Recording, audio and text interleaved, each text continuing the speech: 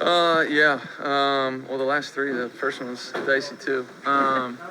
Obviously, I thought TJ did a great job on the first one. Getting in front of Reek there, that was tough. I didn't have any other options, and it was great to, for him to come through and make a big play. And then Tutu ran a great route.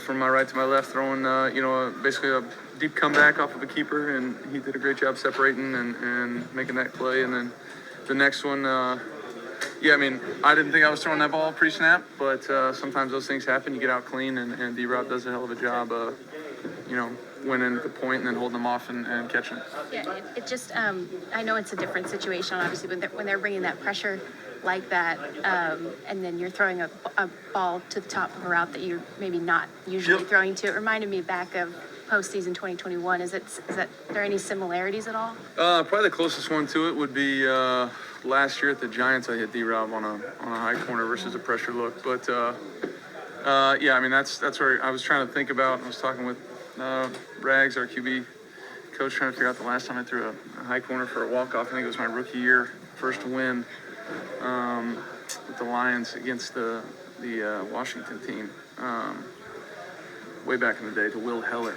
Love that shout out. But yeah, it's been a while. Matthew, when they stopped, when your defense stopped them down in overtime, can you describe what kind of pick-me-up that was for the offense? I mean, they did it the whole day, right? I mean, it was unbelievable. I thought our defense was fantastic. We always talk about make them snap it one more time, and they were the epitome of that today, right? A couple times they get down there in the low red, and Cam does a hell of a job, getting 2 turnovers, taking one back. Play of the day was him recovering his own fumble in the end zone. No, our defense played fantastic. What an up and down game, right? Our defense getting turnovers. We got down there and didn't score a touchdown from the one. We had a punt block. It was a crazy one. It was all over the place. It took a lot of mental fortitude and strength and belief in each other to win that, and that's what it takes, and we have that, so that's great. So, we lose Puka in the game, Rob goes out. I mean, it was just all sorts of things we had to overcome, and we were able to do it. Earlier in the season, you pointed out that other than the Arizona game, they had been won score games. How does it feel to win one of those games, and do you see growth from the start of the year to now? Yeah, I do. I still think, the first half on offense, we didn't play well at all. We just missed assignments and physical errors, all the things that can go wrong kind of did. And we had to, come in here at halftime after losing a little bit of momentum right there before the half. Tough, little 2-minute sequence there for really both sides of the ball.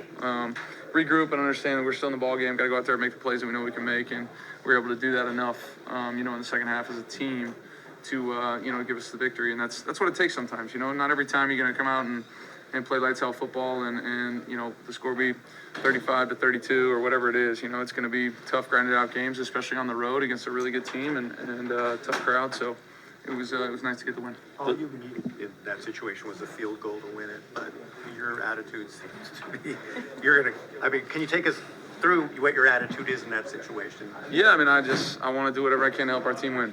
And to be honest with you, that was as good a matchup as we had on that play. But like I said, I wasn't planning on shooting that one out there pre-snap, and I got the edge cleaned. Coop did a hell of a job getting me the edge, and had a little bit of time, and it just kind of popped, and was able to throw it out there, and he made a hell of a catch. I heard he caught a one-handed, huh? Have you seen that yet? I have not, but when I threw it, the body language from D-Rob, I was like, oh no, I underthrew it. I thought I might have underthrown it just from his body language. Did such a great job holding him off and then, making the play. Matthew, when something like this happens with Puka, we talked earlier this week about channeling his emotions and learning how to do that. What do you say to him? What was your... He's a smart and aware kid. I'm not worried about Puka. Obviously, that's nothing that he wants to do. He doesn't want to not be able to be out there and play with us and all those kind of things. It's a little bit of a frustrating start to the game, and that guy made a hell of a play on that ball. Sometimes emotion gets the best of us, but I got total trust and confidence in his ability to respond and understand, those are the things we can't do. And as hard as that is sometimes, to walk away from those things, you got to do it. And, I got no problems with, how he will be moving forward. Did you guys just walk into a locker room where he's going nuts in here by himself? He did. He was pretty, one of the first guys to dab me up. So I was cool with that. He was so fired up for us to get that win. Obviously, I'm sure he was sick about not being out there, but you know, it'll be good to have him back. Folks, after the last game, we were talking about Cooper and Puka so much, and Demarcus kind of made a comment in jest, I'm a pretty good player too. What's your kind of read on him in terms of? I think that's pretty good. That's an understatement to me. I think D-Rob's a hell of a player. He's a joy to be around. He's you know, loves the game of football, loves being, you know, a teammate in this locker room. That's first and foremost. And then when you go out there on Sundays and watch him make the plays that he makes, you know, his first touchdown catch, I think the guy fell down. I mean, he just dusted him. So he's a problem in man-to-man, and he does a hell of a job for us. So we all feed off of his energy. A lot of times he's, you know, a spark plug for us, and he was again tonight.